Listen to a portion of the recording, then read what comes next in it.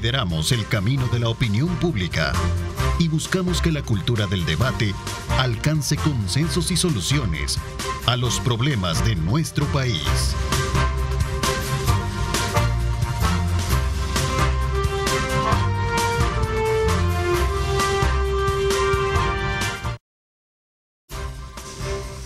¿Qué tal? Muy buenos días. ¿Cómo están? Qué placer enorme saludarles a ustedes. Gracias a nuestros colegas periodistas por ponernos al día con la información, tanto nacional como internacional. Son las 7 de la mañana con 2 minutos. Como siempre, es un placer enorme saludarles a ustedes, estar atentos a llevarles la información y a llevarles, desde luego, como siempre, toda la información pertinente y necesaria que se requiere para poder llevarles y mantenerlos al tanto de lo que ocurre en nuestro país y el mundo entero. Así es que desde ya, bienvenidos a una edición más de Diálogo 21. Como siempre, nos da muchísimo gusto compartir con ustedes. Este día voy a presentarles un breve resumen de lo que el día de ayer tuvimos con uno de nuestros invitados, especialista en el área militar, específicamente hablando sobre el resultado de las elecciones en Venezuela, que hasta este momento, y hablando ya en un periodo postelectoral, sin duda alguna vamos a presentar el esquema de cómo hoy en día las reacciones no se han hecho esperar, sobre todo por la insatisfacción que hay en los diferentes sectores sociales. Veamos a continuación un resumen del día de ayer para presentarles también un tema importante este día en la segunda parte. También temores de fraude. Y por último, para conocer el resultado, nosotros lo ganamos con un 70%, a diferencia de la parte oficial, que ya la conocimos y lo vimos en el informe que tuvimos que presentar. En efecto, la contraposición está muy radicalizada en este sentido, porque la oposición tuvo que hacer una organización y todo un trabajo lo viene haciendo desde hace 2 años. Y ha venido saltando obstáculo, y se llegó al día de las votaciones. Es decir, la primera fase de organización y desarrollo de parte de todo el esfuerzo de la oposición terminó su primera fase. La siguiente fase, es decir, hasta cierto punto, porque la primera fase era de considerar que María Corina Machado sería la representante de la oposición. Sí. Pero luego pues, vienen más obstáculos, la inhabilitan y Edmundo González Urrutia, que por cierto, él fue primer secretario de la Embajada de Venezuela aquí en El Salvador en los años 81, 82, 83. Sí. Estuvo de funcionario en la Embajada de Venezuela aquí en nuestro país. Estuvo como 4 o 5 años. Sí, 3 años. Sí. 3 años, ¿verdad? 3 años estuvo. Entonces, él fue el designado para que representara a esa parte de la oposición, porque hay otros opositores también. Opositores que son básicamente satélites de lo que pudiese ser el PSV o todo lo que llevaba todos Maduro. Los partidos aliados a la parte oficial, ¿no? En su momento. Así es de que el éxito era llegar al día de las elecciones y demostrar que efectivamente el pueblo quería un cambio.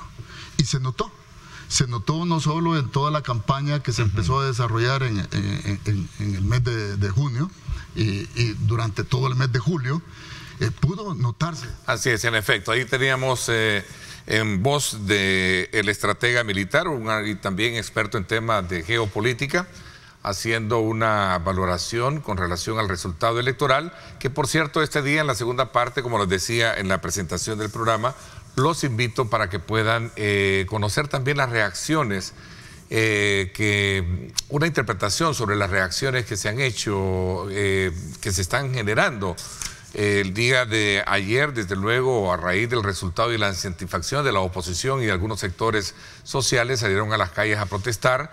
Se han generado algunos cuadros sociales de violencia que sin duda alguna merecen ser analizados. Así que los invito a que no se pierdan la segunda parte de este programa del día de hoy para poder analizar y conocer la situación política que se vive y social actualmente en Venezuela. Pero antes, quiero ponerlos en perspectiva. Estamos a las puertas de iniciar un periodo de vacaciones agostinas y por supuesto vamos a conocer cómo está preparándose todo el plan de vacaciones por parte de las autoridades del Ministerio de Turismo. Veamos a continuación el siguiente informe.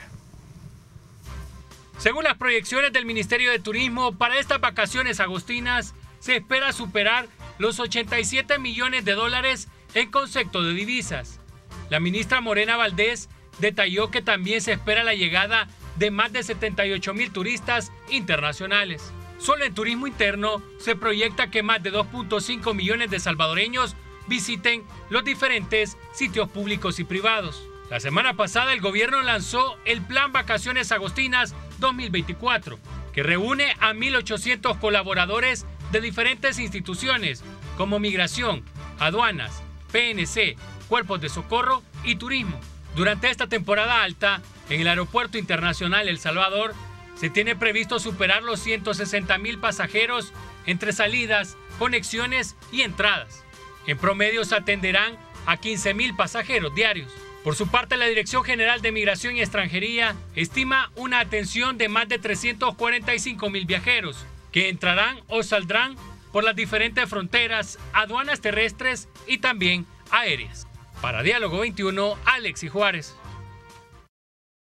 Bueno, gracias Alexis por esa importante información, un preámbulo que nos pone en contexto de lo que vamos a conversar precisamente, y quiero darle la más cordial bienvenida sobre este tema a la ministra de Turismo, Morena Valdés, que nos acompaña acá en el estudio. Bienvenida, ministra, ¿cómo está? Buenos días, un gusto siempre estar aquí, poder compartir con toda la población salvadoreña lo que tenemos para estas vacaciones de agosto, y un gusto siempre estar contigo, Ernesto. Bueno, ya listos para decirnos a todos los salvadoreños que estamos preparados para lanzar, ¿qué? La casa por la ventana hoy para este periodo de vacaciones. Así es, bueno, y ahora tenemos más opciones turísticas, más parques y sitios públicos, como decía la nota. Estamos esperando alrededor de 87,000 visitantes internacionales, equivalente a alrededor de 87 millones en dólares en ingresos de divisas, y estamos esperando un turismo nacional en todos nuestros sitios públicos, ya sea playas, parques turísticos, sitios culturales, alrededor de 2.5 millones de visitantes. Así que de verdad yo les invito a toda la población salvadoreña que estén muy pendientes de nuestras redes sociales, del Ministerio de Turismo, del Instituto Salvadoreño de Turismo, que tenemos varias actividades. Además, recordemos que ahora uno de nuestros destinos más visitados es el Centro Histórico, en donde tenemos nuevas opciones turísticas, en donde tenemos las plazas, en donde podemos caminar con seguridad. Una de las cosas que más nos destacan tanto el visitante internacional como el nacional, que se sienten seguros en cada uno de los lugares públicos que tenemos, y además de eso tenemos opciones en cada uno de estos destinos turísticos. Además vamos a tener buses alegres del 2 al 6 de agosto. Ahí con gusto les invitamos también a que visiten nuestro sitio web elsalvador.travel, en donde tenemos toda la agenda cultural y todos los eventos y las actividades que vamos a tener precisamente en cada uno de nuestros sitios y parques recreativos. Recordarles que también ISTU ahora tiene 2 nuevos parques administrándolos, que son el Parque Infantil y el Parque Saburirao. Precisamente ahí vamos a tener varias actividades específicas. Aquí estaba viendo, por ejemplo, en el 5 de agosto vamos a tener un show de magia en el Parque Natural Saburirao para todos los pequeñitos. También vamos a tener un mercadito infantil en el Parque Infantil de Diversiones ese mismo 5 de agosto. Además, el 4 de agosto, como relevante, también vamos a tener un Coffee Experience, es decir, una experiencia con café en el Parque Natural Cerro Verde. Recordemos que también para aquellos que les gusta más la naturaleza, además vamos a tener Carnavalito Agostino en la Puerta del Diablo. Y además, es un calendario, es una programación de actividades, ¿no? Así es. Esto es parte del plan Vacaciones de agosto. De vacaciones de agosto, es decir, contempla toda la parte recreativa, parte que tiene que ver precisamente, me decía que habían unos parques ahí que pertenecían al Ministerio de Cultura antes, ¿no? Así es, y ahora pertenecen al Instituto Salvadoreño de Turismo, así que todos invitados, porque estamos precisamente inyectándole toda la parte recreativa que siempre ha tenido ya la experiencia el Instituto Salvadoreño de Turismo. Un saludo a su presidenta, Enia Guiñada, y a todos los miembros de los equipos, porque a nosotros nos toca trabajar en esta época y obviamente lo hacemos con mucha alegría y con mucho entusiasmo, y obviamente estamos también preparándonos para poderles ofrecer lo mejor en nuestros sitios y parques recreativos. A ver, ministra, ¿cómo ha sido a lo largo de estos primeros 5 años donde el tema de turismo, desde la perspectiva de gobierno, ha sido una apuesta muy estratégica, ¿no? Sabiendo de que somos un país que, si bien es cierto, no tenemos petróleo, recursos, pero sí tenemos una naturaleza, tenemos ese don, ¿verdad?, que se llama turismo. ¿Cómo ha sido la experiencia y cómo es de cara a este nuevo quinquenio en que la apuesta está y traza ese eje económico y que sabemos que el turismo genera mucha divisa, ¿no? Cuéntame un poquito sobre esa... Importante, bueno, decir que nosotros pasamos de representar ante el producto, o sea, el sector pasó de representar un 5 a un 6% del Producto Interno Bruto al año 2023 a representar un 11%. Y según, y ahí ya son 5 o 6 puntos porcentuales que obviamente pesan, y eso quiere decir todo el desarrollo económico que se ha tenido en toda la cadena de valor del sector turístico, desde hoteles, restaurantes, guías turísticos, turoperadores, transporte turístico, sitios recreativos, es decir, ha venido todo un incremento en cuanto también visitantes internacionales. El año 2023 terminamos con 3.4 millones de visitantes. Este año 2024 pues teníamos proyectado 3.8 millones de visitantes, pero solo a junio de este año ya llevamos 2 millones de visitantes internacionales. Esto quiere decir que con seguridad vamos a alcanzar la meta, y es por eso que vamos a hacer una nueva estimación de visitantes internacionales justo después de estas vacaciones de agosto, porque ha venido incrementando. Nosotros habíamos calculado que íbamos a estar creciendo entre un 15 a un 20% cada mes. Hemos venido incrementándonos en cuanto a visitantes internacionales e ingresos de divisa equivalentes a un 25 a un 30% cada mes. Respecto al año 2023, que ya fue un año bueno, la ONU Turismo nos coloca tanto el año 2023 a diciembre de 2023 como uno de los 5 países que más incrementó su turismo en cuanto a visitantes internacionales, y en el primer trimestre que acaba de lanzar su barómetro mundial, también la ONU Turismo nos coloca entre los 5 primeros países que más han incrementado sus visitantes internacionales. Eso te dice muchísimo, eso dice todo lo que ha venido creciendo el turismo, y ahora los grandes retos y desafíos es precisamente cómo hacer sostenido este crecimiento. A ver, hay un elemento que antecede, digamos, esta proyección, esta perspectiva de crecimiento económico, y lo dijo el presidente en la toma de posesión, en la que hacía referencia de, bueno, el país pasó de ser una nación relacionada mucho con el tema de violencia, se logró reducir el índice de criminalidad, delincuencial, etcétera. Ahora la apuesta debe ser económica.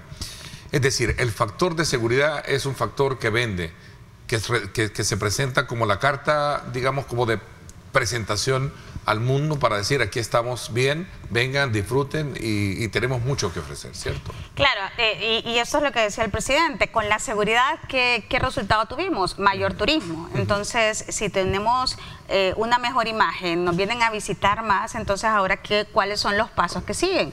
Esas personas que nos vienen a visitar no solo una vez, sino que varias veces empiezan a considerar por qué no invertir en este país, por qué no vivir en este país, pero para eso tenemos que conocer cuáles son las reglas y las normas de ese país para poder hacer una inversión o para poder decidir venir a vivir con mi familia a este otro país que no es el mío. Y obviamente eso es lo que estamos conformando en estos momentos varias instituciones de gobierno. Desde el sector turístico estamos trabajando con empresarios, no solo de la diáspora, que están muy interesados en invertir en este sector. Hay mucha confianza y obviamente mucho anhelo de venir nuevamente a su país a vivir, pero obviamente necesitan su retiro, entonces por eso están invirtiendo, y la mayoría lo está haciendo, por ejemplo, en hoteles, en restaurantes y sobre todo en sus lugares de origen, como por ejemplo el oriente del país. Estamos viendo mucha inversión de nuestra querida diáspora, de nuestros queridos hermanos cercanos, como decimos nosotros, y obviamente esto es lo que estamos tratando de impulsar, de guiar a estos empresarios salvadoreños de la diáspora. Así que por favor, cualquier cosa, estamos a la orden, está en nuestras redes sociales, también mi correo electrónico ministra.valdez@mitur.gov.sb para poder guiarlos y llevarlos de la mano. Es interesante, me están pidiendo una pausa comercial. Sí, cuando regresemos, ministra, reglas o normas que faciliten la llegada y sobre todo también el tema de la inversión, porque yo creo que el país, más allá de decirle los recibimos con los brazos abiertos, lo que se necesita es el inversionista también, ¿no? Necesitamos potenciar nuestra economía. El tema de la diáspora es muy importante. Vemos que en su momento pues se presentan algunas inversiones. Es importante que hablemos de esa capacidad y esa facilitación con la que se le puede dar Vimos hace poco el Centro Nacional de Registro abrir una ventanilla única para poder facilitar trámites de registros de empresas, etcétera. Creo que las condiciones es buena resaltarlas y aprovechar esta mañana también para hablar en el marco de lo que viene, que es el periodo de vacaciones, también lanzar un mensaje muy importante para inversionistas. Vamos a la pausa, 7:17. Gracias por estar con nosotros.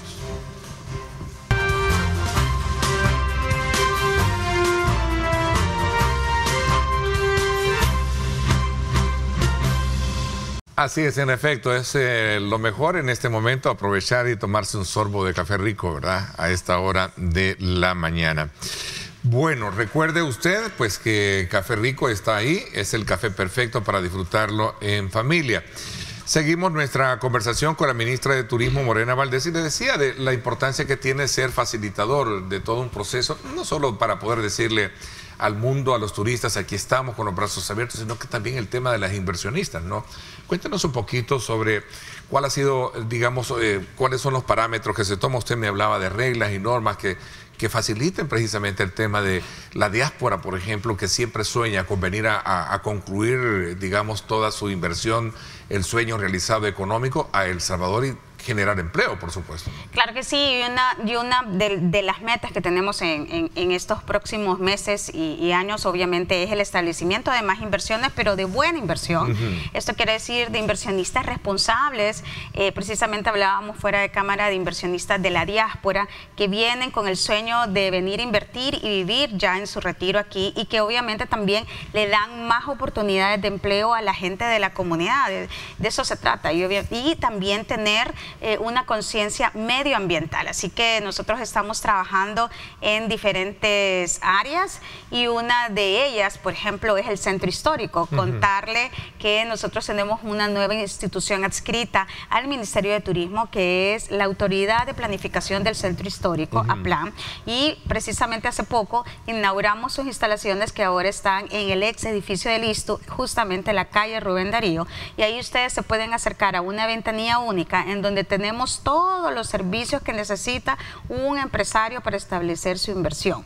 Es decir, nosotros ahí lo que estamos haciendo con esta nueva autoridad también es darle facilidades a los inversionistas ahora que el centro histórico está renaciendo, se está revitalizando, estamos teniendo nuevas inversiones, no solo de salvadoreños, sino que salvadoreños de la diáspora, y también inversión extranjera directa, porque también estamos dando incentivos fiscales.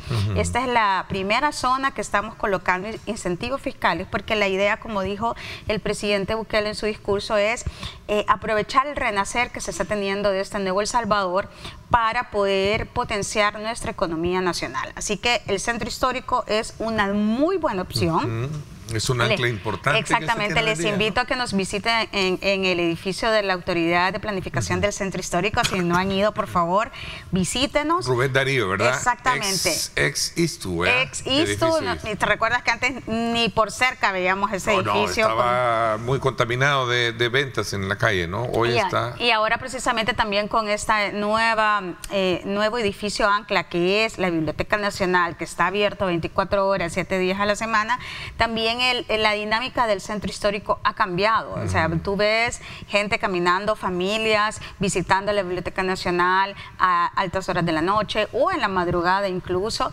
y con mucha seguridad. Yo creo que es una de las cosas que debemos de remarcar, todo lo que está pasando en el centro histórico. Ese es como en donde tenemos esta oficina especializada, y además también desde el Ministerio de Turismo, desde la Corporación Salvadoreña de Turismo, que es la otra institución adscrita al Ministerio de Turismo, estamos trabajando en atención a los inversionistas. Así que yo les invito, incluso la persona que me decía usted que tenía estos inconvenientes en Santa Ana, que me escriba al correo electrónico, y así precisamente lo derivamos, ya sea con nuestra directora ejecutiva de Corsatur o con precisamente tenemos elementos especiales para poder atender a estos inversionistas. Voy a aprovechar, perdón, porque fue alguien que se me acercó y me dijo, he traído mis inversiones y necesito todavía que se me autoricen algunos permisos.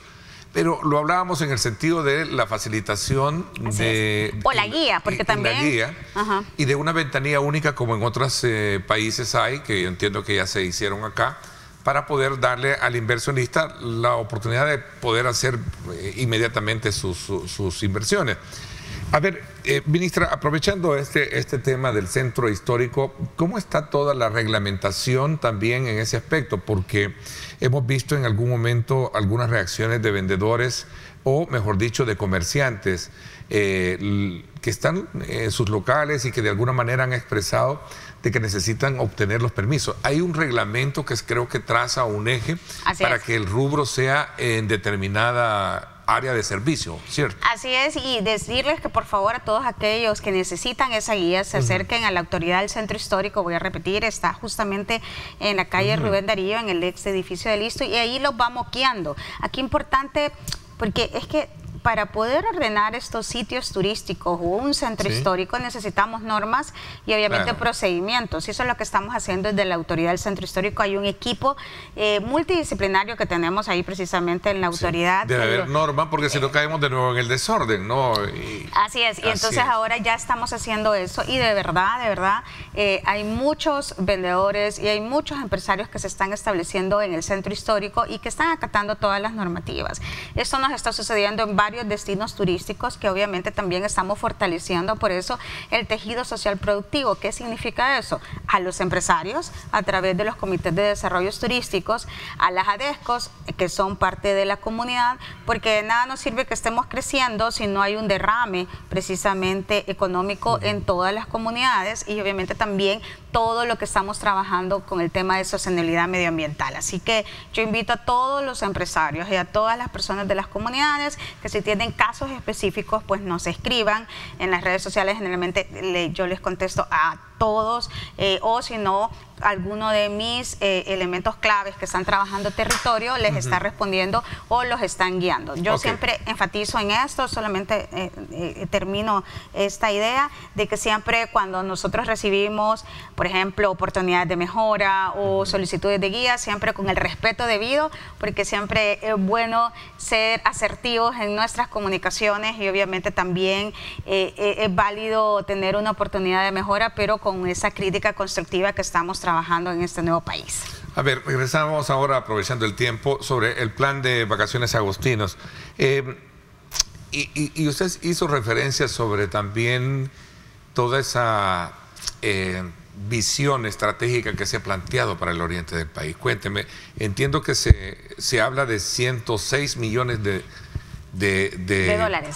dólares que estarían destinados para expandir todo un desarrollo para la zona. Eso lo estamos haciendo en conjunto con el Banco Interamericano de Desarrollo, con el BID, con un préstamo, una operación de préstamo de 106 millones de dólares. Yo le invito a todos los empresarios de los diferentes sectores que por favor visiten nuestro sitio web www.mitur.gov.sb porque estamos lanzando licitaciones nacionales, licitaciones internacionales, oportunidades de empleo para toda esta zona, para ir fortaleciendo toda primero la capacidad productiva de nuestro talento humano. Por eso estamos haciendo GastroLab, que hemos hablado bastante en esta entrevista, que es un laboratorio gastronómico donde estamos formando chef y auxiliares de chef.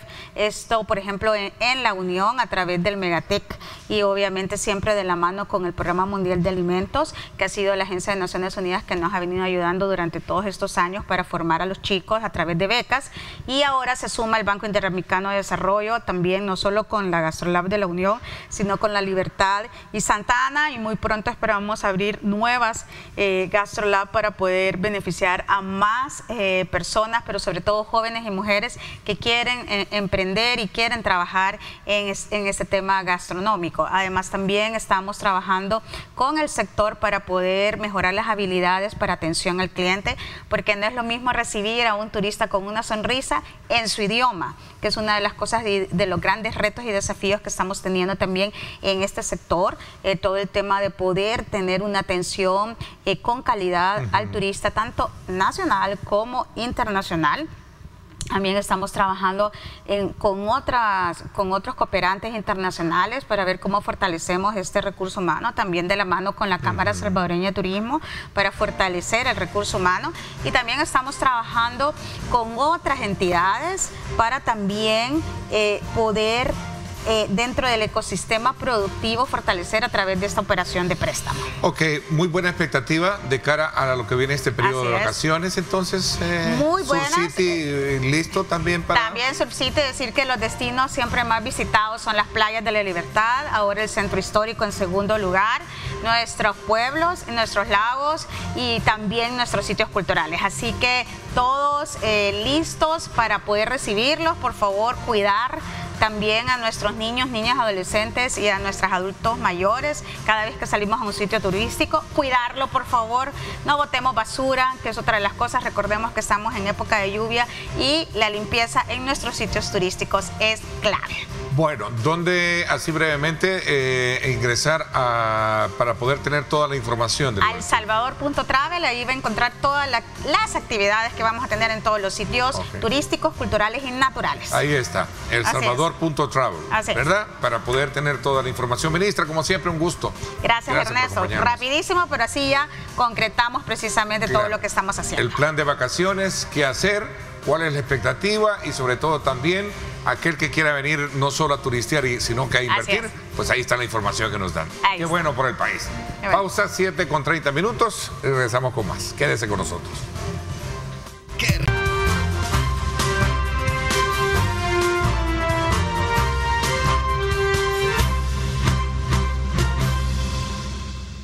Bien, gracias nuevamente por estar con nosotros. Como siempre, acá en Grupo Megavisión y en Diálogo 21, ofertándoles a ustedes una programación de temas importantes y que gravitan en el quehacer de la actividad política, económica y social de nuestro país, como también del mundo.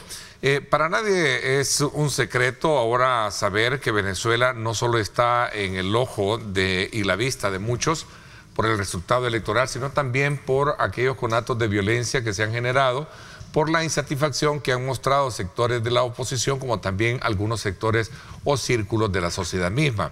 Hemos visto como trascendencia aspectos que tienen que ver con la imagen y sobre todo con la consolidación del proyecto socialismo del siglo XXI, que viene desde hace 25 años, como lo analizamos el día de ayer precisamente con el experto en temas de geopolítica y geomilitar, como nos explicaba muy bien, ¿verdad?, que lo que se sometía a consideración no solo de los venezolanos, sino que también de Latinoamérica y del mundo, es precisamente un proyecto que a lo largo de estos 25 años ha estado siendo debidamente observado. Esta violencia, sin duda alguna, tiene una interpretación que hemos aprovechado hoy, traer a dos conocedores de temas importantes del país. En el caso muy en particular, quiero saludar a Vladimir Melara para que nos dé su punto de vista con relación a lo que está sucediendo ahora en Venezuela. Bienvenido. ¿Cómo estás, Vladimir? Gracias Ernesto. No, gracias a ti por la invitación. Un gusto compartir espacio también. Gracias también a Isaac Ortega. También gracias por acompañarnos, Isaac. Buenos días, Ernesto. Gracias siempre por la oportunidad de dirigirnos a la población.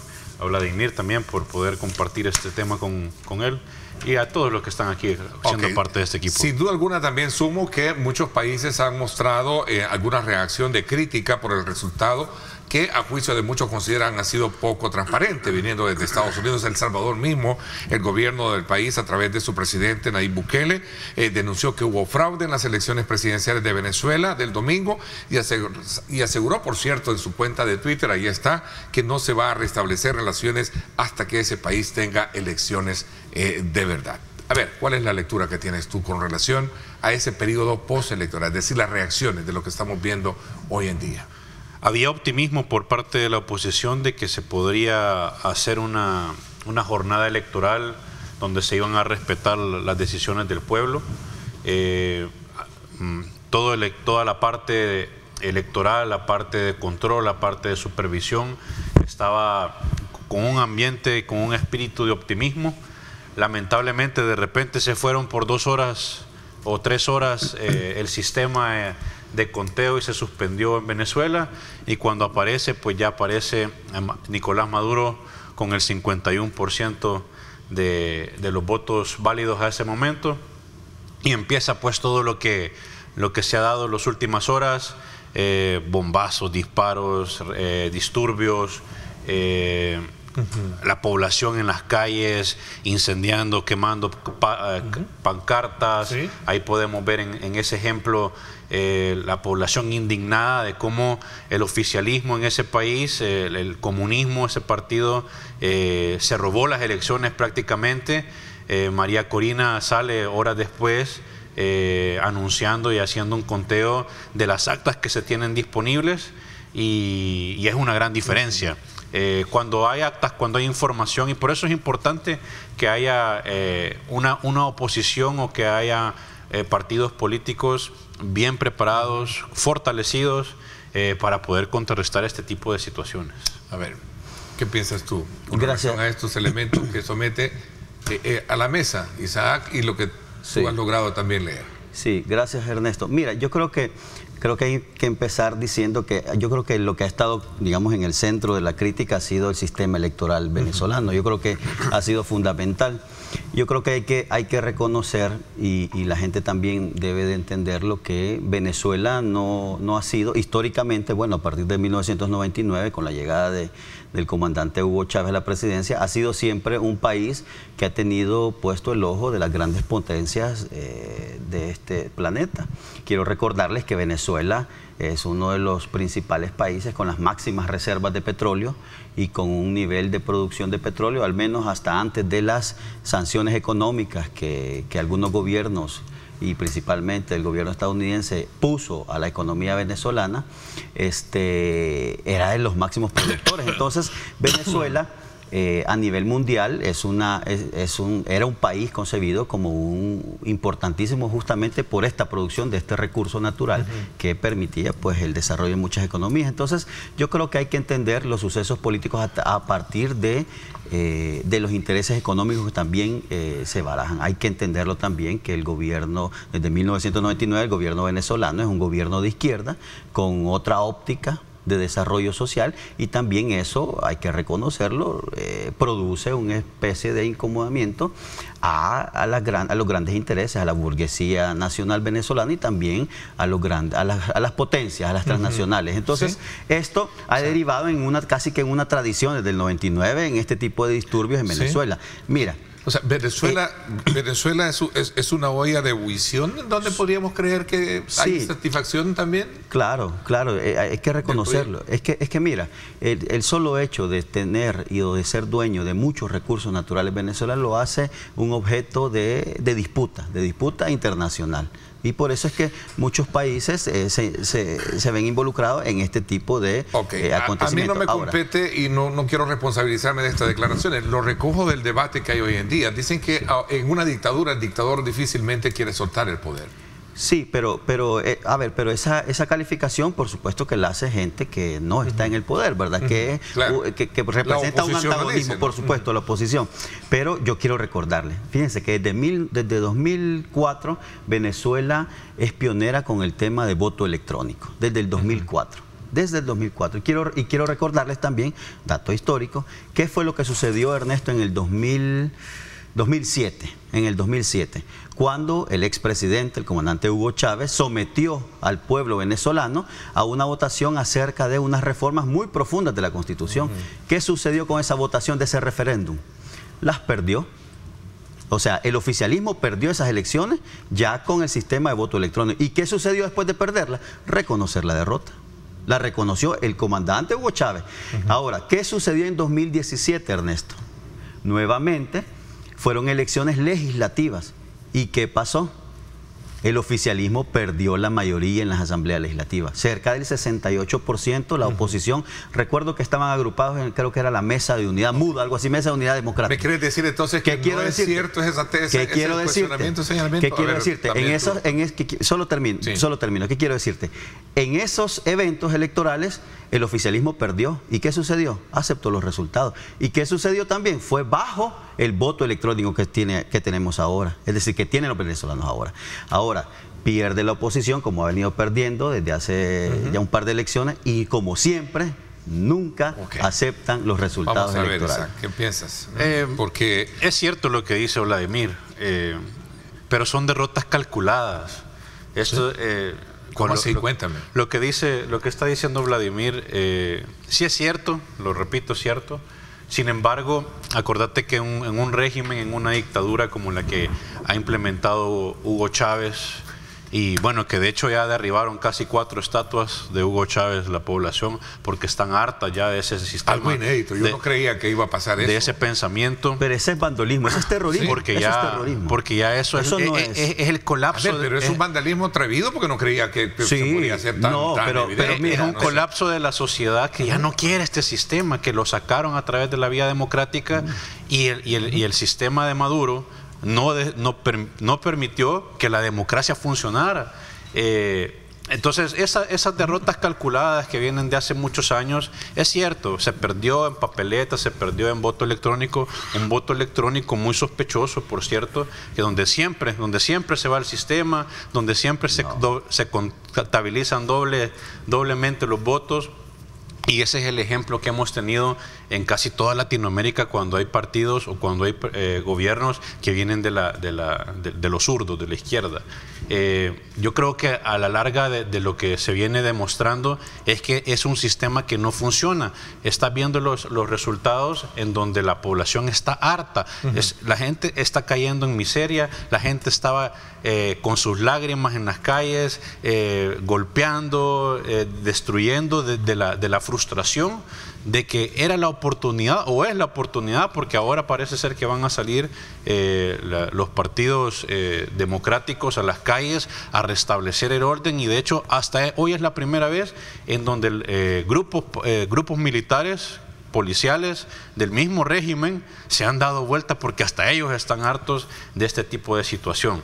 Yo creo que, volviendo al tema de las elecciones en Venezuela de este pasado domingo, esto es una muestra de que ya este pensamiento no tiene cabida en Latinoamérica. Es un proyecto fallido.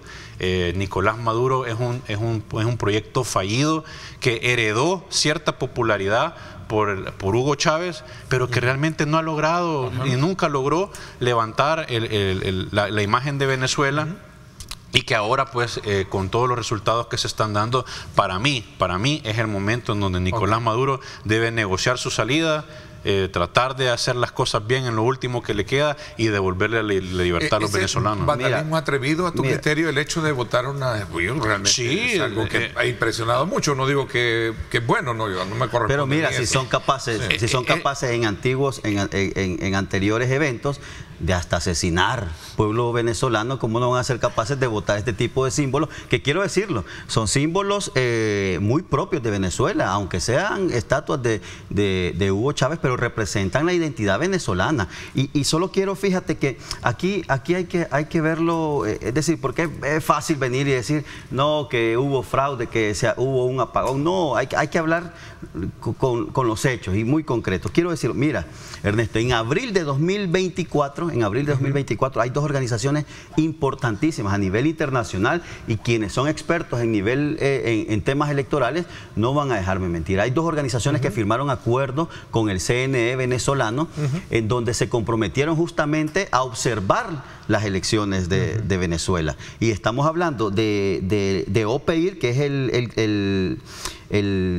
el Observatorio de Pensamiento Estratégico para la Integración Regional, y también de CELA, que estamos hablando que es el Consejo de Expertos Electorales. ¿Qué te quiero decir? Quien conoce de estas dos organizaciones, que de lo que ellos pueden sentirse orgullosos es de tener independencia, experiencia y sobre todo conocimiento en temas electorales. Te pregunto dos cosas. Esos son firmas de acuerdos de observadores electorales importantísimos para darle validez a este sistema. La pregunta que te puedo hacer acá con relación a ese punto son dos aspectos. ¿Por qué no dejaron entrar un avión cargado que llevaba expresidentes para observar el proceso? Esa pregunta es muy sencilla respondértela. Cuando vos no estás invitado a una fiesta, no tenés por qué llegar. Es sencillo. Hay una fiesta electoral. Hay una fiesta electoral en donde hay... A ver, y te quiero decir, dice más de 100, fíjate. Dice nuestro amigo Julio Valdivieso, dice, a ningún vestido le va bien. Dice. Es que mira, hubo un poco el comparativo en términos de lo que tú estás diciendo. Ellos no fueron invitados, no tienen por qué llegar. Es que mira, Ernesto, es que hay un proceso. Hay un proceso y hay que respetarlo. En Venezuela le llaman veedores. Más de 900 veedores que representan más de 100 países en el mundo llegaron a observar. Estos sujetos, expresidentes, políticos y personalidades de Latinoamérica, lo que son es eso, justamente. Personas que llegaron a una fiesta que no fueron invitados. Hay un proceso de elecciones que debe respetarse y en ese proceso hay algunas indicaciones y por supuesto no tienen cabida este tipo de visitas. Lo de la fotografía me recuerda mucho cuando Saddam Hussein le botaron, ¿te recuerdas la estatua? Y a Gaddafi. A Gaddafi también. Me pregunto, ¿es esto vandalismo? Pregunto, no estoy haciendo un prejuzgamiento. ¿Es esto un vandalismo o es la expresión de una sociedad que está harta del sistema? Yo le pregunto, me la responde cuando regrese para que podamos seguir hablando sobre este tema. La idea es sacar insumos pertinentes del análisis o la lectura que ustedes tienen con relación a lo que está pasando postelectoralmente en Venezuela, que también, por otro lado, hay zonas pacíficas donde no se ha llevado a cabo. Obviamente las declaraciones del presidente es de que porque uno a uno de estos comanditos irán donde tienen que ir, a la cárcel, decía. A la cárcel, decía. Voy a escuchar un poquito también tu opinión con relación a esto. 7:47. Pausa.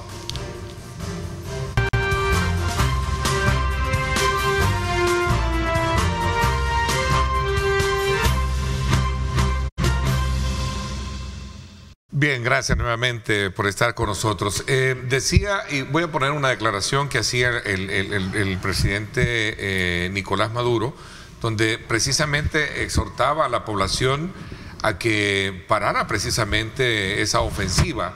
Veamos a continuación estas declaraciones para ponerlas en contexto y ver la reacción de ustedes, porque esto ha traído consigo cierta calma en algunos sectores en vista de la advertencia que en su momento es de mandar a la cárcel a quienes están de alguna manera alterando el orden. Veamos a continuación.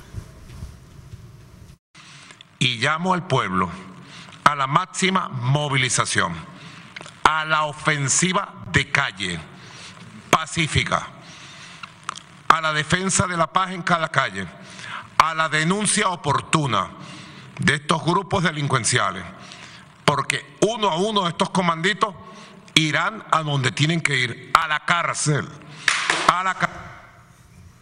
Mira, estas declaraciones son horas antes de los bombazos que se dieron el día de ayer en la noche afuera de Miraflores. Sí. El problema que siempre ha tenido Nicolás Maduro es que, bueno, no es problema, es una ventaja que él siempre ha utilizado, es de salir a decir de que ellos quieren la paz, que ellos son los tranquilos, que ellos quieren hacer las cosas bien, que ellos son la parte conciliadora, ¿verdad? Que son la parte, o sea, imagínate socialistas, comunistas, conciliadores, eso no tiene cabida. Y amenazan y filtran personas dentro de la sociedad en las manifestaciones para hacer diferentes manifestaciones de desorden y de violencia. Durante las elecciones se vio gente afín a Nicolás Maduro robándose las cajas, llevándose las cajas de los centros de votación. Yo creo que a la larga esto, lo que está pasando en las últimas horas es que ya la gente no está respetando a alguien que no ha ganado democráticamente y se están volcando a las calles para reclamar su libertad y su democracia. Es lamentable. Como lo dice, o es una expresión, o es una expresión de insatisfacción. La definición per se son claros actos de vandalismo ocasionados por la frustración, pues, ¿verdad? De que solamente ver ese tipo de figuras, ese tipo de imágenes en las calles ya causa repudio en la población. Y la situación es de que mucha gente votante de Venezuela son los hijos de las personas que lamentablemente cayeron en el chavismo años atrás y que ahora les ha tocado vivir y pasar y cobrar esa factura de pobreza, de calamidad, de frustración, de falta de empleo, de inflación, de escasez. Los padres han tenido que emigrar ya sea a Colombia, a Ecuador o a Estados Unidos, y ellos se han tenido que quedar ahí. Y aunque sí es una situación de vandalismo, pero es una manifestación legítima de la frustración que se tiene. Es curioso cómo Isaac justifica el vandalismo, porque dice que hay una razón, ¿no? Pero no justifica, como dicen, esos problemas económicos de Venezuela, pero no ve la raíz de esos problemas económicos de Venezuela. Quiero recordarle las cerca de 100 políticas de bloqueo a Venezuela que vienen del gobierno de Estados Unidos. Es decir, hay que ser claros. O sea, es cierto, Venezuela tiene problemas económicos, pero tiene también una raíz, y es justamente todo ese embargo que está sufriendo, todo ese bloqueo económico que está sufriendo ahora. Esas manifestaciones que hay, que han generado violencia, quema de locales, robo, incluso ya empezaron ya a robar locales comerciales. Creo que ayer hubo un muerto, un joven de 15, 16 años, pero esto es provocado justamente por la oposición, porque en una posición mezquina dicen no ganamos y hacemos este relajo, cuando en la democracia lo que debería de funcionar es justamente otra concepción, en donde aceptar los resultados, y por eso es que yo mencionaba esos dos eventos electorales en los que el oficialismo perdió, y valientemente pues lo que se tenía que hacer era justamente aceptar los resultados negativos que obtuvieron. Pero esta oposición, que por supuesto no es nada natural, esas violencias, no es nada genuina que nazca del descontento, es justamente la provocación y el desarrollo de un guión que ya lo venían cantando. Es más, las redes sociales, yo también invito a los amigos a que en las redes sociales veamos con detenimiento, no creamos todos esos videos que aparecen, porque justamente hay una cadena de televisión que es importante en Venezuela y hacía un recorrido en vivo de las avenidas principales que supuestamente estaban sometidas a caos,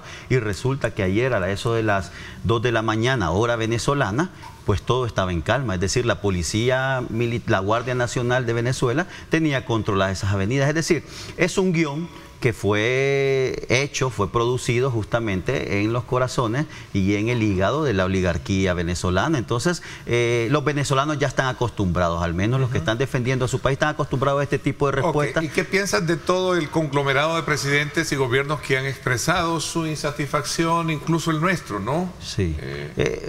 Mira, está difícil comentar sobre lo que expresó el presidente Nayib Bukele, porque habla de fraude, ¿verdad? A pesar de lo que él mismo fue un protagonista de lo que se vivió en estas elecciones recién pasadas. Pero es complicado la incoherencia. La oposición de Venezuela lo ha calificado como un fraude. No, él también, si él en su Twitter él lo dijo, esto es lo que no tiene otro nombre que un fraude electoral.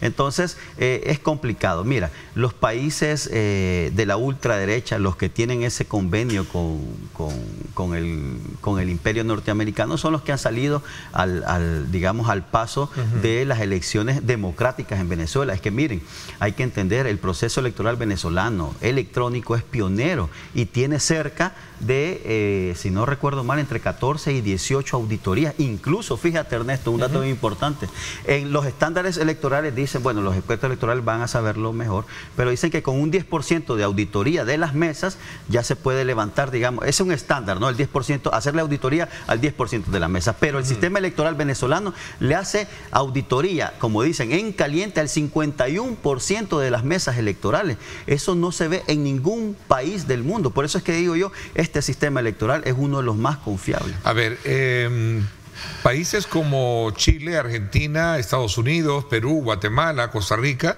El Salvador han desconocido la reelección para un nuevo mandato.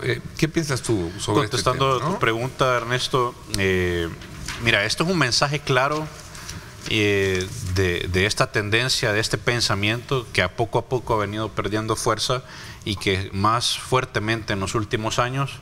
Y este ejemplo, este espejo de Venezuela, lo que está sucediendo, aunque muchos no lo quieran ver, aunque muchos quieran manipular la información, este espejo que está pasando en Venezuela es un mensaje claro para los gobiernos de Nicaragua, para Cuba, para otros gobiernos, incluso de Honduras, que si siguen y continúan en este camino, que ya están viendo cómo termina, pues posiblemente no funcione para los próximos años.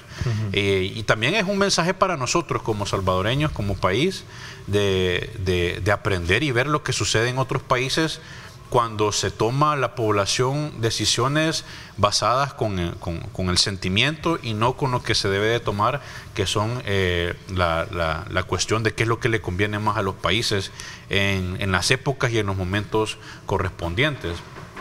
Muy positivo, muy bonito y muy popular o como sea, o muy buen rendimiento puede tener cierto grupo de políticos, pero a la larga, cuando la población se cansa y se harta de malas decisiones, pues si no hay un sistema democrático, si no hay un respeto de la decisión del pueblo, pues la tranquilidad y la sociedad pues empieza a tener este tipo de manifestaciones que pueden dañar la continuidad. ¿Es un reflejo de lo que podría seguir creciendo en Venezuela, a tu criterio? Sí, sí, definitivamente. Si esto no se resuelve por la vía democrática, o como ya lo empiezan a decir muchos analistas y políticos de Venezuela, de que si no se sientan a negociar, y es la primera vez que pasa que realmente ya la oposición está tan bien preparada y tan respaldada por la población, que se atreven a decirle a Nicolás Maduro: negocia su salida. Queremos la libertad, salga, pero déjenos en libertad. Mira, yo creo que hay que conocer la historia. Yo creo que se le ha olvidado Isaac lo que sucedió en el 2002, el intento de golpe de Estado también a Hugo Chávez. Es decir, hay una tradición en Venezuela, ¿no?, de injerencia, y yo creo que el pueblo venezolano es el que tiene que resolver sus problemas. Pero dos cosas, yo creo que el camino aquí es sencillo.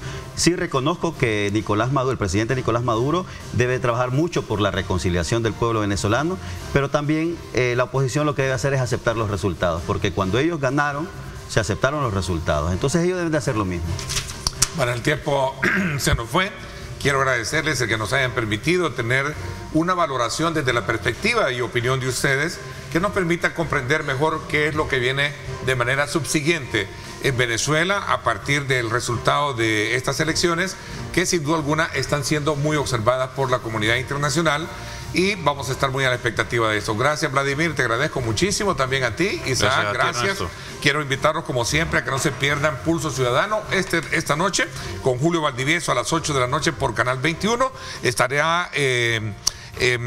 Esta noche estará en la primera parte Tania Pastor y también Bessie Ríos. Estarán hablando de temas de país, y por supuesto en la segunda parte estará Mariel Osaquino, cantante sobreviviente de cáncer. No se lo pierda, a las 8 de la noche por Canal 21 y a las 9 de la noche por Canal 19 Pulso Ciudadano. 8 de la mañana en punto. Gracias, pásenla bien, y como siempre recuerden lo más importante: amar a Dios sobre todas las cosas. Lideramos el camino de la opinión pública y buscamos que la cultura del debate alcance consensos y soluciones a los problemas de nuestro país.